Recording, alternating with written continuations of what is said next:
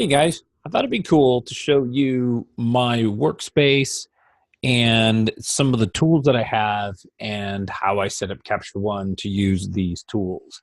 So what I'm going to do is right after I stop recording this, I'm going to move the camera over to this side so you'll be able to see my messy desktop, my two monitors, give you an idea of how I work, might inspire you to do something a little bit different. All right, so here we go. So I've got my NEC monitor over here on the right. I got my iMac 5K display over here on my left.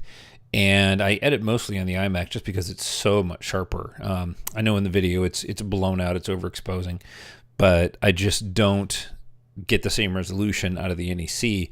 I get better color accuracy out of the NEC because it's internally calibrated, but the iMac is not. So what we have here, let me see, I can bring up a screen so I can see it. Okay, you guys can see everything. So what I have right here is I have my Wacom Tablet. Over here I have a Apple pad, and then I have the palette knobs right here, which are now configured to work with Capture 12. And then over here, one of my favorite tools in the whole world is the Shuttle Pro. And these things are like $80 for the Shuttle Pro. The palette is more expensive. You can always look that kind of stuff up. But if I had to choose between the two, the Shuttle Pro is absolutely essential to my workflow, as you'll see here in a minute. So what I've done is I've moved my palettes around. So in Capture One, you can configure your palettes. If you guys are playing with Capture One, that's one of the neat benefits. I've got over on the right monitor, I've got my library set up, and then on my left monitor, which is the one I'm in all the time, I have my styles, because I get in and out of those things quite a bit. So I've got like some custom styles in here, like my black and whites. So I use those quite a bit. So I was going to show you just real quick some of the cool things about the way that I edit for a wedding. So let me jump in here. I got to edit this. So this is my groom, Kurt, wedding Kurt and Sarah. They were a fun day. So one of the neat things that I learned is with Capture One is when you go to apply an adjustment like a radio gradient or a dodging burning tool, it automatically switches to the adjustments of that tool. So for example, on my, well, here, I'll bring this up here, bring up the shuttle.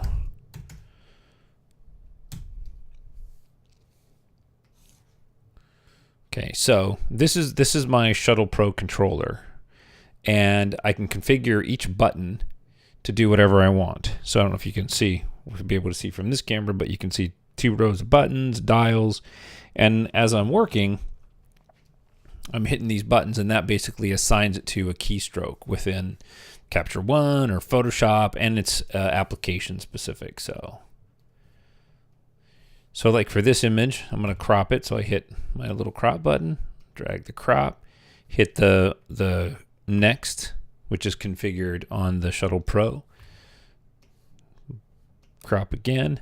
Now I want to draw a radio gradient around this. So I have a button configured for that. So now the neat thing is watch. In the top right-hand corner in the layers palette, you'll see there's no layer created, but the radio gradient is selected. So as soon as I draw that radio gradient, a layer is created. Now the cool thing is any adjustments you make now are affected to that layer. So on the Shuttle Pro, I have the outside dial set to exposure. So see, I can just flick that down. You can see the exposure change. Hit the next button, exposure up. And because I went to the next image, everything kind of resets. Next image, exposure up using the little dial on the Shuttle Pro.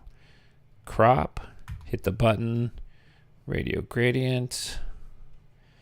Wish Capture One would let you change the softness on your radio gradients as a default, but it's not there yet.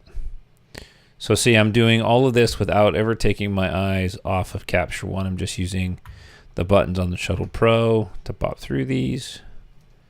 And then now over here on the palette, this dial does my white balance.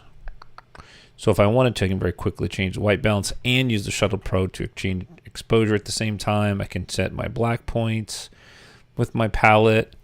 I can also change the contrast with the palette. And I've got clarity configured with the palette. I got a bunch of stuff configured with it. That's highlights. So the goal is that you're doing all this stuff at the same time as you're ripping through your images. So you don't really have to stop, come over here, grab a slider. I can just keep ripping through these things pretty quick. So the trick is that once you make that tool adjustment, whether it's a linear or radial gradient, you can make a quick adjustment and it applies. Ooh, who shot that crooked? Who would do that? Maybe me. Maybe me. There we go. See? That's it. One more. Boom. And that is how I set up Capture One to edit my weddings. I can rip through about 500, 600 images. I can do them in probably 45 minutes, maybe an hour. All right, guys. If you have any questions, go ahead and just ask me in there. I'm happy to share. Hope that helps.